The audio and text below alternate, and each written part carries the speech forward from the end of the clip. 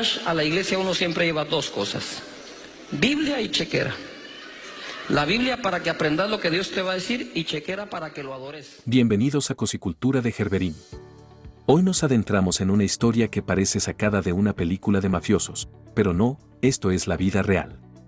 Un pastor que mueve millones, que sana enfermos con un toque de su mano, que se codea con criminales, políticos corruptos y que, según sus críticos, ha hecho de la fe el negocio más rentable de todos los tiempos.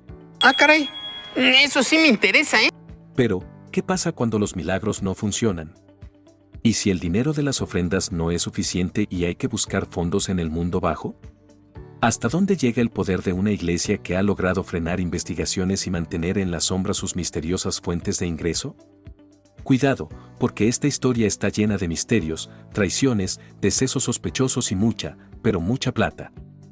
Así que no te despegues, porque lo que estás a punto de escuchar podría cambiar la forma en la que ves a ciertos líderes religiosos, para siempre. Comenzamos. Se rumorea que el pastor evangélico Cash Luna no solo ha construido un imperio de la fe, sino también de la abundancia material, todo bajo el paraguas de la llamada teología de la prosperidad.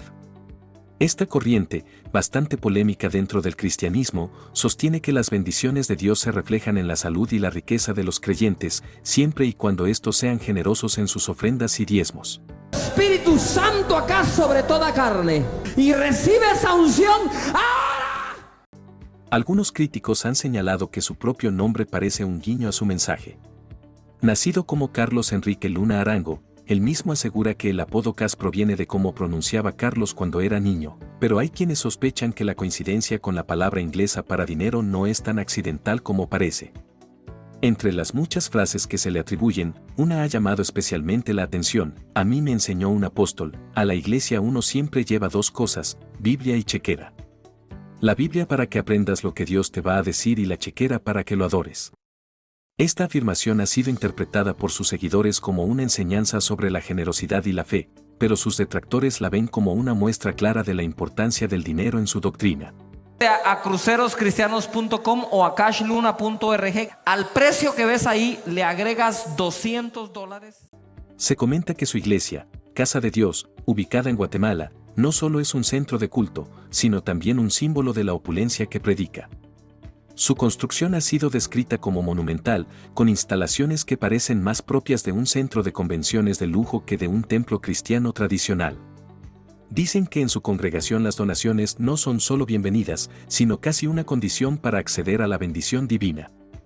Por supuesto, Cash Luna ha respondido a las críticas asegurando que su mensaje es completamente bíblico y que la prosperidad es un derecho de todo creyente. Sin embargo, el debate sigue abierto y las opiniones sobre su ministerio están lejos de ser unánimes. Algunos lo ven como un hombre de Dios con una visión clara sobre la abundancia, mientras que otros sospechan que detrás de su mensaje hay más interés en lo material que en lo espiritual. Hay quienes prefieren no cuestionar demasiado y aceptan que los caminos de Dios son un misterio indescifrable. Me hinqué, cerré la puerta de mi cuarto y le dije: Señor, este será todo mi instituto bíblico. Pero para otros, las enseñanzas de Jesús parecían ir en una dirección completamente opuesta.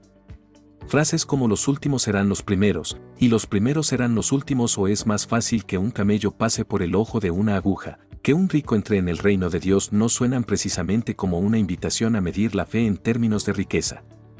Los defensores de la teología de la prosperidad argumentan que Dios quiere ver a sus hijos viviendo en abundancia y que dar generosamente es solo una forma de activar las bendiciones celestiales.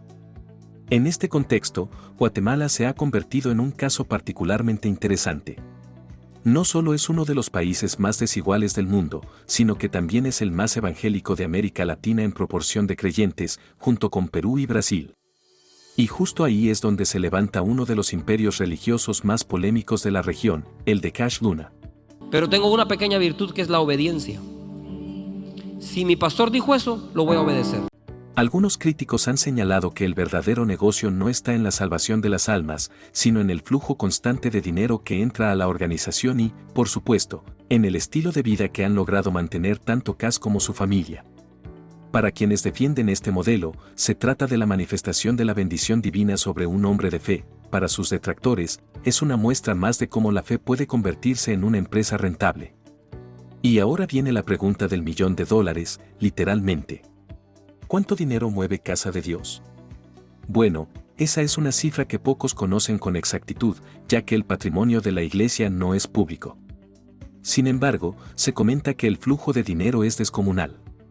Según un reportaje de Univisión, millones de hispanos en Estados Unidos y América Latina donan el 10% de sus ingresos mensuales a iglesias evangélicas. A esta práctica se le conoce como diezmo, y es uno de los pilares de la teología de la prosperidad. Y produzcas mucho fruto. Así que bórrate de la mente la palabra poco. La idea es simple, dar generosamente para recibir abundantemente. Ahora, pongamos esto en perspectiva. En Guatemala, más de 1/3 de la población se identifica como evangélica, lo que equivale a más de 6 millones de personas. Claro, no todos entregan su diezmo a Casa de Dios, pues existen otras 2 iglesias evangélicas de gran importancia en el país, Fraternidad Cristiana de Guatemala, mejor conocida como la Frater, y el SADAI, liderada por Harold Caballeros. Aún así, si se piensa en el pastel completo, repartirse las donaciones de 6 millones de fieles entre 3 iglesias no suena como un mal negocio. Y mientras las dudas sobre el destino de estas fortunas persisten, las donaciones no dejan de fluir. A la iglesia uno siempre lleva 2 cosas: Biblia y chequera. La Biblia para que aprendas lo que Dios te va a decir y chequera para que lo adores. Al final, la fe de los creyentes sigue siendo el pilar que sostiene este sistema, aunque no todos estén convencidos de que Dios necesite realmente un porcentaje fijo de sus ingresos. Si el patrimonio de Casa de Dios no es público, una forma de medir el dinero que maneja es viendo sus posesiones. Y no hablamos de una simple capilla, sino de un coloso arquitectónico. El templo principal, más parecido a un estadio que a una iglesia, tuvo un costo de $45 millones, según el propio Cash Luna. Pero eso no es todo. Se dice que la iglesia también cuenta con un avión privado, valuado en $2 millones, más $250,000 en reformas. Sobre su mansión, aunque no hay cifras exactas, se rumorea que es bastante lujosa, acorde con la magnitud de su ministerio. ¿De dónde sale todo este dinero? Pregúnteme cuánto dinero me dieron para la gasolina. 0. Y tenía que traer el vuelto. En gran parte del diezmo, un 10% fijo del ingreso de los fieles y de las ofrendas, donaciones adicionales. Es decir, hay un pago mínimo obligatorio y luego aportaciones voluntarias. El medio El Faro señala que en la iglesia existen formularios donde los creyentes registran sus aportaciones con datos personales, especificando cuánto dan de diezmo y cuánto de ofrenda. Y aquí lo interesante, los pagos pueden hacerse en efectivo, con tarjeta o incluso con cheque, un método que parece del pasado pero sigue vigente. Lo mejor es que el donante recibe un recibo fiscal porque, y esto es clave, lo donado es deducible de impuestos. Así que, amén, bendiciones y que pase la canasta. Esta iglesia al día de hoy, bendito sea Dios, lo pudimos hacer con todo el amor. Si el diezmo y las ofrendas no fueran suficientes para sostener el imperio de Casa de Dios, sus detractores aseguran que hay otras fuentes de ingresos bastante lucrativas. Se dice que la iglesia de Cash Luna no solo es un templo, sino una empresa con múltiples líneas de negocio. Para empezar, está la Gift Shop, donde los fieles pueden comprar artículos con el logo de Casa de Dios, una mano en forma de casita que algunos ven como protección divina y otros como estrategia de mercadotecnia. También están los libros de Cash Luna, porque un ministerio de este tamaño necesita su respaldo editorial. Además, la iglesia cuenta con una cafetería, cuyos precios, según algunas fuentes, no son precisamente accesibles. Otro producto estrella es el programa de cursos Ensancha, supuestamente diseñado para formar líderes, pero que sus críticos ven más como un entrenamiento para captar más fieles o más contribuyentes. Según Nicaragua Investiga, estos cursos cuestan entre $19 y $38 por persona en preventa. Y si todo esto no fuera suficiente, está el evento estrella, Noches de Gloria. Un encuentro masivo donde, por una entrada de aproximadamente $30, los asistentes pueden vivir una experiencia espiritual única. Pero más allá de la experiencia, lo llamativo es la cantidad de personas que asisten y el dinero que generan. ¿Qué me está pasando, Señor? ¿Será que esto es de Dios? Lo peor es concluir que no. Entre Noches de Gloria y Ensancha, algunos no pueden evitar notar cierto doble sentido en los nombres, pero lo que es innegable es que Casa de Dios sigue sumando ingresos. Y aunque algunos cuestionan a dónde va realmente todo ese dinero, la cuenta sigue creciendo. Según Nicaragua Investiga, el pastor David Diamond, crítico de Cash Luna, asegura que el famoso predicador cobra $60,000 por sermón y exige el 50% por adelantado. Esto ha causado polémica, pues muchos se preguntan si ponerle precio a la palabra de Dios es legítimo dentro del cristianismo o si, en realidad, se trata de una estrategia comercial disfrazada de mensaje divino. Pero las ganancias de Cash Luna no terminan ahí. También hay que sumar los ingresos que generan sus productos mediáticos. Con millones de seguidores en YouTube y redes sociales, cada video, publicación y transmisión en vivo representan una fuente de ingresos considerable. No ha podido ni siquiera estrecharle la mano porque su pastor no tiene tiempo para recibirles. Y si usted está en una iglesia así, váyase. Su presencia en televisión y radio también refuerza su influencia y le permite seguir monetizando su imagen como líder espiritual. Para algunos, esto es el éxito de un predicador que ha sabido adaptarse a la era digital. Para otros, es la prueba de que la fe, en ciertas manos, se ha convertido en un negocio altamente rentable. Mientras el debate sobre la comercialización del Evangelio sigue abierto, los fieles siguen aportando y Cash Luna sigue viajando, predicando y, según sus críticos, facturando. Pero no solo se trata de dinero, sino también de tiempo.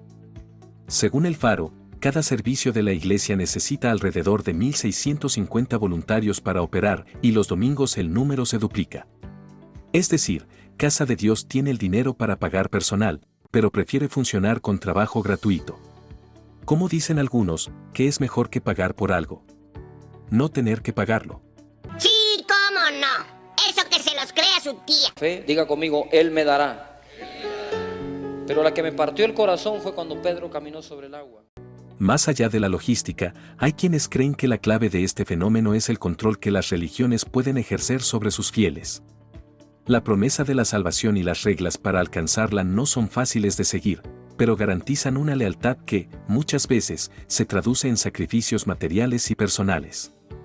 Claro, Cash Luna no se conforma con lo mismo que otras iglesias. No, él va más allá. Según él, Dios le habla directamente, sin rodeos ni parábolas complicadas. Aquí no hay interpretaciones ambiguas, Dios le dice exactamente qué hacer. Un error mío. Pero pude oír la voz del Señor que me dijo, he sanado el músculo del ano. Y si eso no bastara, están las famosas noches de gloria, donde, a través del poder divino, sana a personas de todo tipo de enfermedades, incluso del SIDA. Esta afirmación ha generado desde el fervor absoluto de sus seguidores hasta la incredulidad total de sus críticos. Ahora, pensemos en alguien que realmente cree en esto. No se trata de ingenuidad, sino de alguien convencido de que Dios se manifiesta de muchas maneras. Si le aseguran que puede escuchar a Dios sin intermediarios y recibir sanación milagrosa, ¿quién no pagaría por ello? Aquí entra otro punto clave: Dios te puede dar riquezas si tú le das dinero.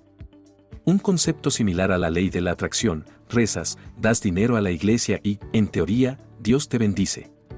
Pero si no funciona, no es culpa de Cash Luna ni de la iglesia, sino de la fe del creyente. La única solución es intentarlo de nuevo y seguir dando. Tenés que desconcentrarte del afán de la vida y vas a ver cuánta oportunidad Dios. Por supuesto, esto no se deja al azar. Los llamados a la acción han sido descritos como agresivos, casi como una estrategia de marketing de alto nivel. No basta con pedir dinero, hay que hacerlo de forma efectiva, apelando a la emoción y la fe del público. Y mientras tanto, las noches de gloria siguen, los fieles buscan sanación y abundancia, y el mensaje es el mismo: Dios te bendecirá, pero primero, abre la cartera. Mientras Cash Luna insiste en que los fondos de Casa de Dios provienen exclusivamente de las donaciones de los fieles, hay quienes creen que la historia es mucho más turbia. En 2018, un reportaje de Univisión desató un escándalo al sugerir que el pastor habría recibido dinero de Marjorie Chacón, mejor conocida como la Reina del Sur. El revuelo fue tal que la Fiscalía de Guatemala abrió una investigación. Para algunos es un apodo que se ajusta perfectamente a su gusto por el dinero. Pero, ¿quién es Chacón y qué la vincula con Cash Luna? Se dice que lavó más de $200 millones dentro de una red de tráfico ilícito y, aunque fue condenada en Estados Unidos a 12 años de prisión en 2015, su sentencia se redujo tras colaborar con las autoridades, quedando libre en solo 5 años. Lo más comprometedor es el testimonio de Jorge Mauricio Herrera, un piloto colombiano que se infiltró en la organización de Chacón para la DEA. Según él, Cash Luna sabía perfectamente quién era la reina del sur y se convirtió en su consejero espiritual. Incluso afirmó que el pastor le pedía dinero directamente para la construcción de Casa de Dios. Para algunos, estas acusaciones son meros intentos de desprestigio, para otros, encajan demasiado bien con la falta de transparencia financiera de la iglesia. Este hombre sostiene que la relación de la narcotraficante con Luna iba más allá de la de ser vecinos. Cash Luna ha negado cualquier vínculo con actividades ilícitas. El interés de la fiscalía deja en el aire una pregunta incómoda: ¿realmente todo el dinero de Casa de Dios proviene solo de los fieles? Como si el escándalo no fuera suficiente, otra persona cercana a los Chacón afirmó haber llevado personalmente medio costal lleno de dinero a la casa del pastor. Y en una ocasión, la reina del sur habría dicho con ironía: hijo de la gran P, cada día quiere más. Que yo sepa, le pedía dinero para su iglesia. ¿Y ella cómo reaccionaba ante eso? Que hijo de la gran P. Pero eso no es todo. Se dice que Chacón y Cash Luna no solo eran cercanos, sino literalmente vecinos, con mansiones contiguas y entradas separadas, detalle que algunos ven como coincidencia, pero que para sus críticos refuerza la sospecha de una relación más estrecha de lo que el pastor ha querido admitir. Por supuesto, cuando el escándalo estalló, Cash Luna negó rotundamente cualquier vínculo con Chacón y reaccionó con todo. Demandó a Univision en Miami, exigiendo que retiraran su reportaje y se disculparan públicamente. Sin embargo, hasta el día de hoy, el documental Magnates de Dios sigue disponible en línea y nadie ha ofrecido disculpas. Pero si todo esto ya era complicado, lo peor vino después. La investigación de la Fiscalía de Guatemala sobre los fondos de Casa de Dios, abierta en 2018, se frenó el año pasado. ¿La razón? La Iglesia presentó un amparo argumentando que se les estaba negando su derecho de audiencia y defensa. Legalmente suena razonable, pero en la práctica, la Fiscalía quedó sin acceso a los libros contables, estados financieros y registros de diezmos y ofrendas de 2013 a 2021. Básicamente, la investigación quedó paralizada. Casa de Dios justificó que el tiempo otorgado para entregar la documentación era insuficiente. De algún tipo de delito y quiénes son las personas que puedan. Y mientras muchos se preguntan cómo Cash Luna logró frenar una investigación de tal magnitud, la única respuesta parece ser la misma de siempre: solo Dios lo sabe. Lo que sí es un hecho es que, mientras tanto, Cash Luna sigue como si nada. Cada domingo, con su estilo inconfundible, se presenta ante miles de fieles, predica, recauda y continúa con su misión, como si las controversias fueran solo ruido de fondo en su exitosa carrera como pastor y empresario de la fe. Pero sigamos con los escándalos, porque en la historia de Cash Luna hay más que solo rumores sobre dinero. Esta vez, el foco está en uno de sus eventos más importantes, las Noches de Gloria. Se rumorea que en 2014, durante una de estas ceremonias en Tabasco, ocurrió un hecho que dejó a muchos cuestionando la veracidad de los supuestos milagros. Cash Luna recibió la petición de sanar a Nancy Hernández Álvarez, una adolescente de 15 años con trombosis cerebral infantil. Frente a miles de espectadores, aseguró que había sido sanada por el poder de Dios. Sin embargo, al salir del evento, la joven murió de un infarto. Dios te bendiga. Levanta tus manos, toca al Espíritu Santo. Chao, mi amor. Si bien su fallecimiento se debió a complicaciones de su enfermedad y no a algo que el pastor hiciera directamente, el caso levantó sospechas. Para muchos, fue un fraude, sobre todo porque, aunque la entrada era gratuita, los asistentes dieron una ofrenda de 500 pesos mexicanos cada uno. Según el Heraldo, se estima que esa noche Cash Luna recaudó alrededor de 15 millones de pesos mexicanos, más de $1 millón. Pero si esto ya era polémico, la respuesta de su equipo lo fue aún más. En lugar de reconocer lo sucedido, aseguraron que Nancy sí había recibido su milagro, porque Dios se la llevó y ahora descansaba en paz. Para sus críticos, este evento fue otra prueba de que sus milagros eran una estrategia para fortalecer la fe de sus seguidores y mantener el flujo de donaciones. Ian Russell, editor de Guatemala Chronicle, reportó el caso, pero como en otros episodios oscuros de la historia de Cash Luna, no hubo consecuencias legales. Gente ante tu enfermedad porque no conoce la cura o se le ha dicho que no hay cura. Y, como siempre, el pastor sigue en pie, predicando, asegurando que en sus eventos la gente sana y que las bendiciones no dejan de llegar. Otro caso que ha levantado sospechas en torno a Cash Luna es el de Claudio Martínez, un pastor que tuvo una relación cercana con él. Según John Russell, este caso no solo involucra un deceso inesperado, sino que también revela otra de las fuentes de ingresos más importantes del imperio de Cash Luna. Martínez fundó su iglesia en 2006 en Veracruz con el patrocinio de Cash Luna.